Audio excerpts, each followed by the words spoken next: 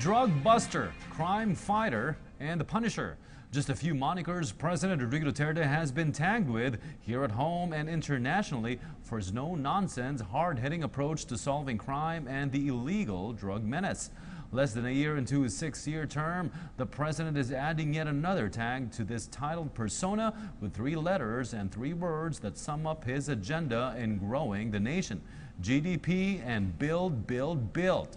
PTV Chief Correspondent Rocky Ignacio with the rest of the story.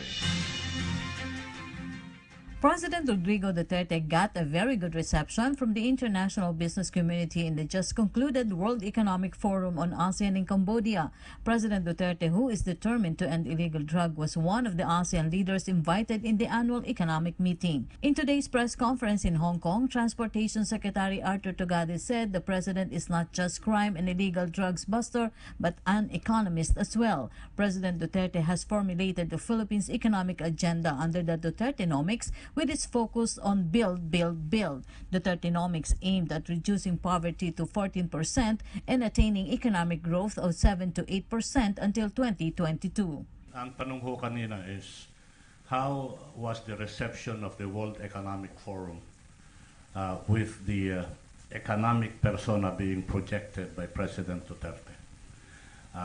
Let me address that by saying, beyond the applause, nagpapalakpakan pag nagsalita siya, meron hong mga pulong-pulong na ginawa ang ating Pangulo, where I was privileged to attend one.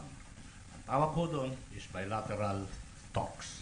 President Duterte was able to highlight the country's potential in terms of investment in his meeting with prominent business leaders. Kausap ko namin yung AirAsia na kung saan sinabi ng AirAsia si Tony Fernandez, Mr. President, just to show my faith in your country and my trust in your leadership, I am ready to expand my air travel coverage in Manila.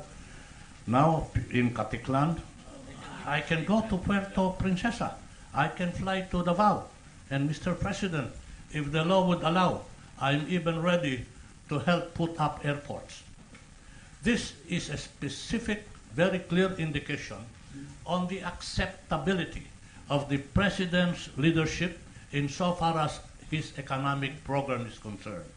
Tama ho, nagpapalakpakan, nagtatayuan, but beyond the standing ovation and the applause is a commitment to invest in real terms in our country.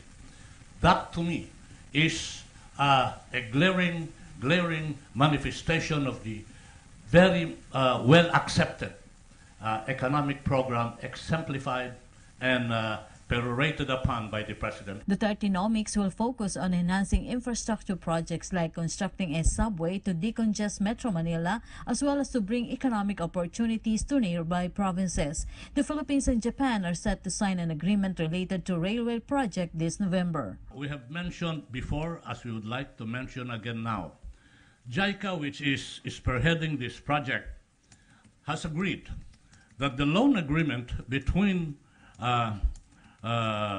Japan and the Philippines hopefully will be formally signed in November, when Prime Minister Abe would have visited the country. NEDA Director General Ernesto Perña said that peaceful environment means good economy. He assured that the Duterte administration will not tolerate corruption in doing business in the country.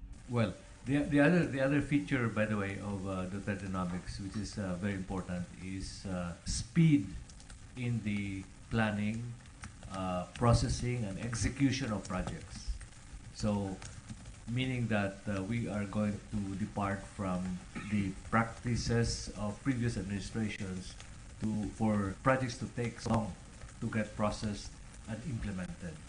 So, President Duterte is action-oriented.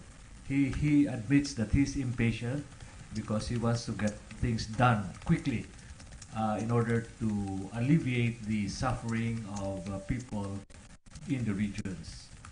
Poverty reduction and inclusive growth. For PTV News, Rocky Ignacio, Hong Kong.